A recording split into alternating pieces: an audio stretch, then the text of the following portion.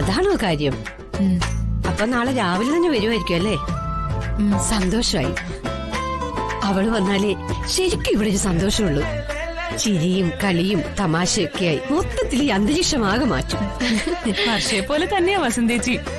വസന്തേച്ചി വന്ന മാറാത്ത അന്തരീക്ഷവും മാറും. പിന്നെ ട്വിസ്റ്റോട് ട്വിസ്റ്റ് ആയിരിക്കും.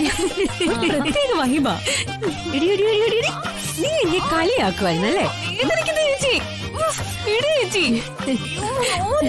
എന്റെ ജൂനിയർ മനോജ് അപ്പച്ചിയെ വീട് എന്ന് പറഞ്ഞതുകൊണ്ട് തൽക്കാലം ഞാൻ വിടുന്നു കേട്ടോ. വേദനിച്ചോ? സാരില്ല കേട്ടോ. നിനക്കേ ഇലയുടെ ഇഷ്ടല്ലേ? നാളത്തെ ബ്രേക്ക്ഫാസ്റ്റിന് നമുക്ക് ഇലയുടെ ആക്കി കളയാം. എന്താ സുചിത്രേ? പണ്ട് ഇലയുടെ ഉണ്ടാക്കുന്ന ദിവസം ഞാനും പ്രകാശനും പൊരിഞ്ഞ തമ്മിലടിയാ. വീട്ടിൽ തുടങ്ങുന്ന അടി സ്കൂളിൽ പോകുന്ന വഴിയിലും ക്ലാസ് മുറിയിലും ഒക്കെ കാണും. ഒരു ദിവസം ക്ലാസ് ടീച്ചറായ പീതാംബരൻ സാറ് ഞങ്ങളുടെ തല്ലുകൂടല് കണ്ടുകൊണ്ട് വന്നു. രണ്ടുപേരെയും ഓഫീസ് റൂമിലേക്ക് വിളിപ്പിച്ചു. എന്നിട്ട് രണ്ടുപേർക്കും കടയിൽ നിന്ന് 2 ഇലയുടെ വാങ്ങിത്തന്നു. അതിനുശേഷം പീതാംബരൻ സാറിന്റെ പേരെന്താന്നറിയോ? എലിയപ്പൻ സാറിന്.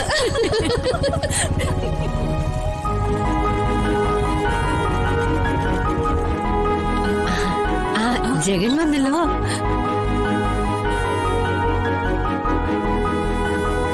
അച്ഛനമ്മ വന്നില്ലേ? ഇല്ല. ഇല്ലേ? അതെന്താ? അവര് നാളെയോ മറ്റന്നാളോ വരും. അതെന്താ ഏട്ടാ, നിങ്ങൾക്ക് അവര് നിർബന്ധിച്ചു കൊണ്ടുവന്നൂടായിരുന്നോ? നിർബന്ധിക്കാഞ്ഞിട്ടല്ല. അവിടെ മീനാക്ഷി ഒറ്റയ്ക്കല്ലേ. ഈ രാത്രി തന്നെ അമ്മയും അച്ഛനും ഇങ്ങോട്ട് വന്നാ പിന്നെ മീനാക്ഷിക്ക് വിഷമായാലോ എന്ന് വിചാരിച്ചിട്ടാ. നാളെ മീനാക്ഷിയെ കാര്യങ്ങൾ പറഞ്ഞ് മനസ്സിലാക്കിയിട്ട് അച്ഛനും അമ്മയും ഇങ്ങോട്ട് വരും. അത് മതി.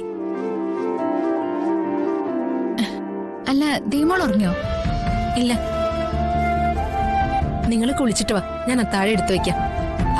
അതെ, ഗ്യാസ് തീരാറായെന്നാ തോന്നുന്നത്. ഗ്യാസ് ഏജൻസി വിളിച്ചിട്ടാണെങ്കിൽ അവര് ഫോണും എടുക്കുന്നില്ല. ഗ്യാസ് കിട്ടിയില്ലെങ്കിലേ നമ്മള് വിറക് കൂട്ടി ചോറും കറി വെക്കും.